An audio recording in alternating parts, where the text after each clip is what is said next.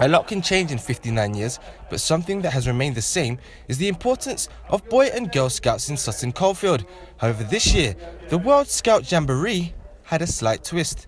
Scout leaders worked together to connect a global scouting network, allowing scouts from all over the world the opportunity to converse with others using social media platforms such as Skype.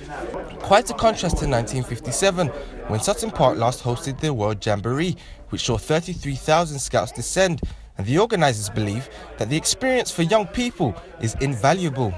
It's a way of bringing kids together where they can have fun in a safe environment and they can learn lots and lots of new skills.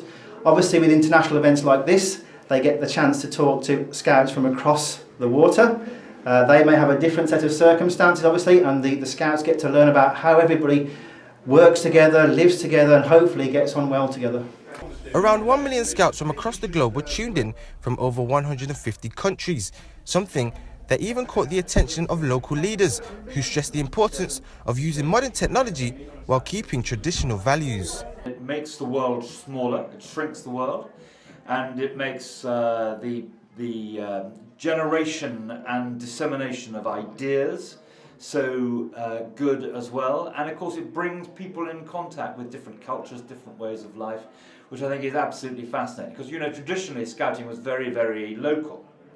But this gives it an added international dimension. And I think it helps to explain to people why scouting for every generation, I was a scout myself once, for every generation, you know, it has something to offer. And that's the sort of vibrancy and success of the scouting movement. I'm very proud as the Member of Parliament for the Royal Town at the tremendous effort that is being made. What we're trying to do with all the local groups is to integrate it to make sure everybody takes part in it and everybody enjoys the facilities that we have in the town.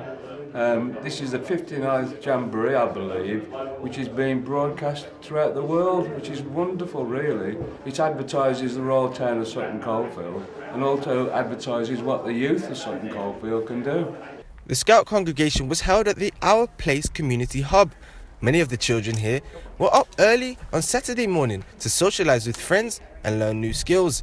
However, the Scout organisation also makes it a priority to give the young people of today a start on building their future, as several go on to work for the Royal Navy. But what they focus on is getting into boats and getting on the water, as is the tradition of the Navy. Of course, a lot of them aspire to that, and that's what really attracts them to it, I think, for a lot of the younger ones especially. It does very eye-catching.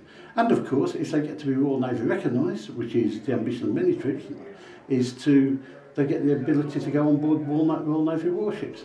Unfortunately for the Scouts in 1957, they would not have had the access to phones and laptops, which allowed those to speak to anyone around the world in seconds, something that the kids of today are able to experience. And in a time when many believe modern technology is having a detrimental effect on social development, the message here in Sutton is certainly different. Aaron Wiggins for Big News.